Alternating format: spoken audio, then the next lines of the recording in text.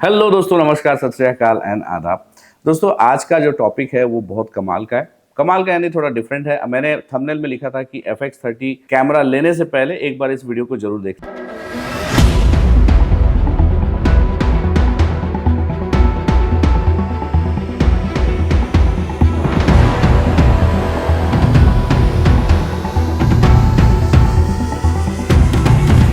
जी हाँ, ये है FX30 कैमरा। सोनी कहता है कि एक सिनेमा लाइन कैमरा। और जी हाँ, अगर मैं इसके बिल्ड क्वालिटी की बात करूं, इसके लुकआउट की बात करूं, तो ये कहीं से भी किसी भी फुल फ्रेम कैमरे से कम नहीं दिखाई देता। बहुत कमाल की इसकी क्वालिटी दिखाई देती है, इसकी बिल्ड क्वालिटी बहुत कमाल की दिखाई देती है। अगर आप इसको देखेंगे तो इसमें सारे वो फीचर, सारे बटन दिखते हैं जो कि आपको FX3 के अंदर दिखते हैं।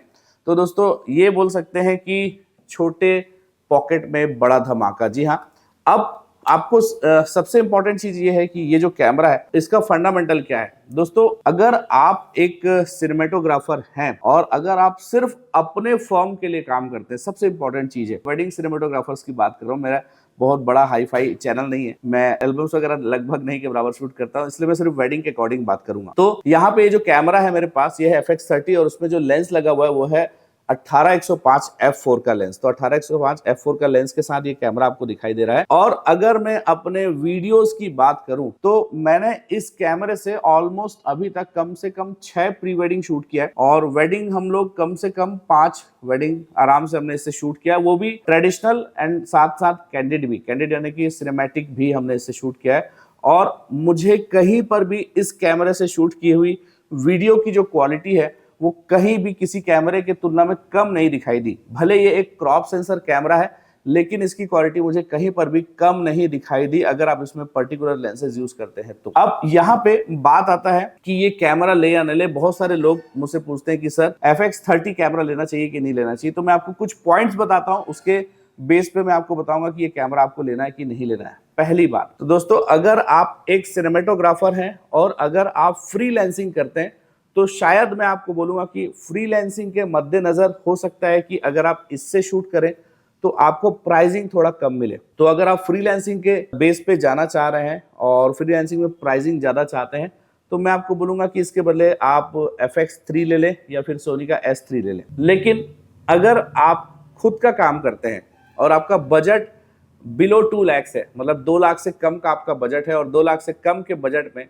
आप एक बहुत ही कमाल का सिनेमैटिक शूट के लिए कैमरा देखना चाह रहे हैं, चाहे आप वेडिंग करते हो, चाहे आप ब्लॉगिंग करते हो या आप कुछ भी करते हो, तो अगर आपको परफेक्ट सिनेमैटिक कैमरा चाहिए तो आंख बंद करके आप FX30 को ले सकते हैं अपने लिए। First thing. सेकेंड थिंग, यदि आप फोटोग्राफी करना चाहते हैं और स्पेशली फ्लैश के साथ फोटो शूट करते हैं तो मैं अगेन बोलूंगा कि ये कैमरा शायद आपके लिए नहीं है, क्योंकि इसमें आप 10 मेगापिक्सल में फोटो तो शूट कर सकते हैं लेकिन फ्लैश का ऑप्शन आपको इसमें जो है नहीं मिलता है। तो अगर आप नेचुरल लाइट में शूट करना चाहते हैं, इट्स ओके, आप कर सकते हैं। लेकिन अगर आपको स्ट्रोब लाइट्स के साथ शूट करना है तो अगेन आपको यहाँ पे सोचना पड़ेगा। तो चूंकि कंपनी ने ये जो कैमरा बनाया है डेडिकेटेड सिनेमैटिक शूट के लिए ही बनाया है, सिनेमा लाइन कैमरा इसका नाम ही इसलिए दिया गया है क्योंकि इसको बनाया ही गया है सिनेमैटिक शूट के लिए। आप यहाँ पे इसके बटन्स वगैरह जब देखेंगे तो आपको बहुत कमाल दिखाई देता है, बहुत ही डेडिकेटेड इसमें बटन्स हैं। आप इसमें घंटों रिकॉर्डिंग कर सकते हैं। यहाँ पे आपको इसमें फैन मिल जाता है, देखिए यहाँ पे आपको इसमें फैन मिल जाता है। तो इस फैन के कारण ये कैमरा हीट नहीं करता, गर्म नहीं होता। यदि आप किसी चीज का लॉन्ग टर्म शूट करना चाहते हैं, ये बहुत कमाल का कैमरा है। कम बजट में आपको कमाल का रिजल्ट चाहिए, बहुत काम का कैमरा है। कम बजट में आपको ऐसे कैमरे चाहिए जिसमें आपको S-Log3 के फीचर मिल जाए, ये बहुत कमाल का कैमरा है। कम बजट में आपको ऐसा कैमरा चाहिए जो 10 बीट में रिकॉर्ड कर सकता है, ये बहुत कमाल का कैमरा है।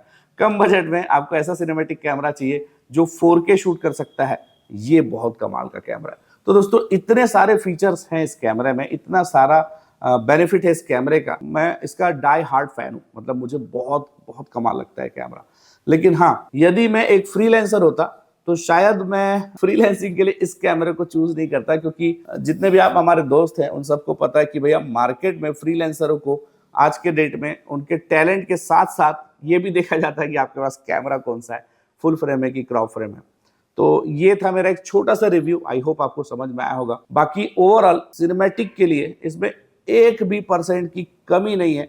तो यदि आप अपने खुद के लिए लेना चाहते हैं और आपको सिर्फ क्वालिटी से मतलब है, फुल फ्रेम क्रॉप फ्रेम से मतलब नहीं है, तो मेरे हिसाब से ये one of the best camera है वेडिंग सिनेमेटोग्राफी के लिए, क्योंकि वेडिंग सिनेमेटोग्राफी में प्राइसिंग सेगमेंट बहुत काम करता है। तो जब आप कम प्राइस में परफेक्ट रिजल्ट चाहते हैं, कमाल का रिजल्ट चाहते हैं, तो ये कैमरा आपके लिए परफेक्ट है, जिसमें हर वो फीचर है जो आपको चाहिए सिनेमैटिक शूट के लिए, चाहे वो 100 FPS हो, चाहे 4K हो, चाहे स्लो मोशन हो, चाहे कलर ग्रेडिंग के लिए आपको लर्ट्स का ऑप्शन हो, सब कुछ है इसमें।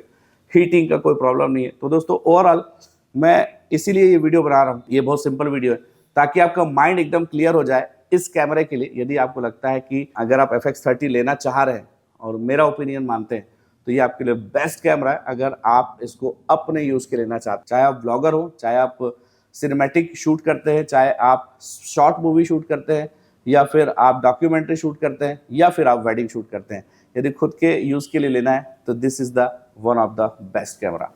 Thank you so much.